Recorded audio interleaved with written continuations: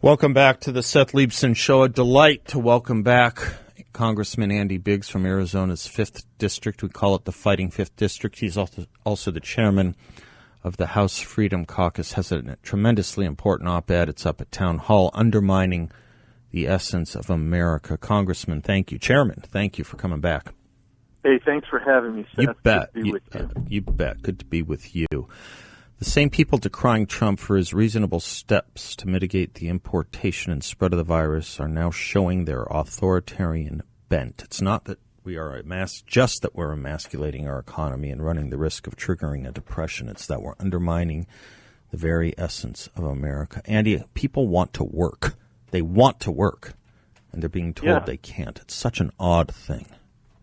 Yeah, I mean, it really is antithetical to who we are as a people.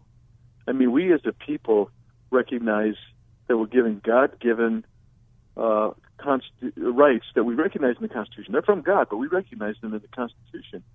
And one of the things that goes hand in hand with that is this notion that you can work. People want to work. It's this ethos that helped make America so great is that people would work and they were self-sufficient. They were self-focused and self-reliant. And this is what we seem to be giving over right now to some rather extraordinary measures where you've got governors with, as far as I can tell, no constitutional authority whatsoever, issuing orders and edicts. We've got people who are in the park by themselves with their family, where police officers are coming and arresting them. You've got a guy who's paddleboarding off of Malibu by himself, nobody near him, but they're going to come and they're going to get him. You got people driving in cars. You've got mayors saying if you open up your business, we've declared. Now, who declared it? Right. Government did. If we declare it non-essential and you open it up, we're going to cut off your utilities. Yep. This is, if you want to know the biggest problem that we're having economically, it's the fact that government has interceded, stepped in the way, and basically told people you cannot work. You cannot work. This comes at a rather interesting time, propitious time, when you think about this being Holy Week going into Easter. Remember this fly-by-night, maybe you don't, radio personality named Paul Harvey. You remember Paul Harvey? He had a famous speech in 1965. If the devil came to America and he laid out the steps he would take, first thing he said is he'd close the churches. I'm not asking you to wax theological, but I am asking you to think about, at a time, given all this, when you think about, forces of composition like your churches and synagogues, the kinds of things that help mediate a little bit of these kinds of scares, frights, and harms, they too shuddered. Yeah, I mean, people, what the American ethos is it's a faith, it's hope and faith, and charity, meaning love. But I mean, this is really what the American ethos constitutes, and when you start shutting it down the way we've done it, and you've said, look, you can't even go to church on Easter Sunday, which in Christendom, that's perhaps the most revered day, most reverenced day, and we're going to say you can't go and worship together. You can't go take the sacraments or the emblems that you hold sacred. This is really kind of an outrageous way, because there are ways you can do these things. There sure are. There sure are. And you can't tell me that what the people who I think are some of the most clever in the world can't come up with a way so you can go worship, or that you can open up a retail shop, a furniture store, or something like that, where people are taking care not to pass this disease along and being careful. Or on Sunday, maybe having multiple Easter services and getting the congregations to come at slotted times and keeping a safe distance. There's any number of ways. You could have big parking lots. You could do it through cars. I mean, it's the entire Judeo-Christian, if you want to call it, ethos, tradition. I don't care what. In Christianity, you go to church on Easter at a minimum, right? In Judaism, there's a couple high holidays that, no matter your flavor or part of Judaism, but certainly the one that starts tonight, Passover. Do you know how many people are going to be doing that without their families and doing it alone?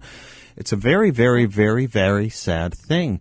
At the same time, we're pitting Americans against each other in numerous ways. I think, frankly, it started not just with the shuttering of the religious institutions. I think it starts with all this conversation about what constitutes an essential worker and not. Right.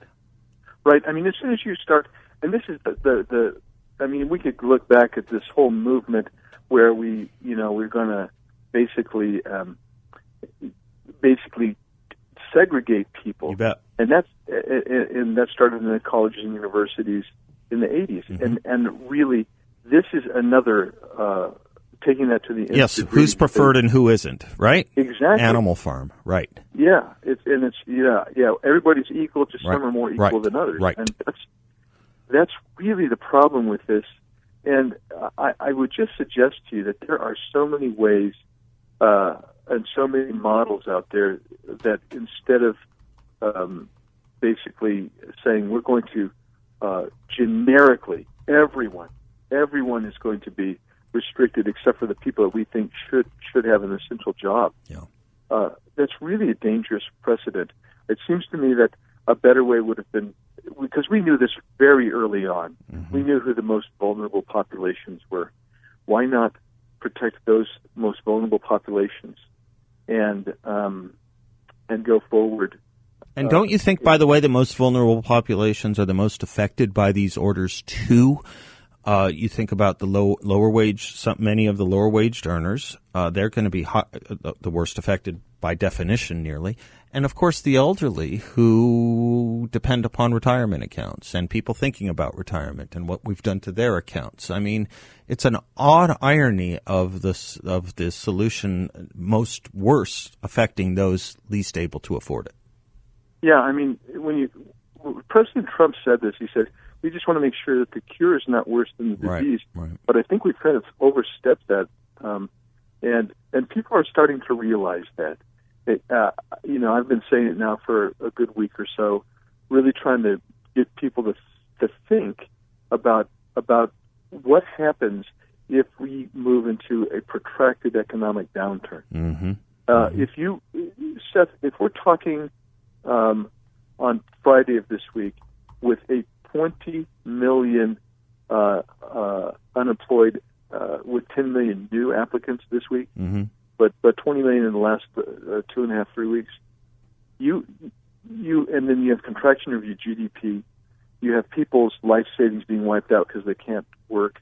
They're investments. Maybe they're a sole proprietor. Maybe a small mom and pop business, which is, by the way, that makes up the vast majority of businesses in this country. Mm-hmm. They put their life savings on the line and open up, try to make something happen. As you see the emasculation of that backbone of this economy, you have the potential of looking at a protracted economic downturn that is akin to, and I dare say it, a depression. Yeah, I think we have to be prepared for something much worse than the virus, Andy. Yeah, I do. Right. You're a blessing. You really are. God bless you, Andy Biggs.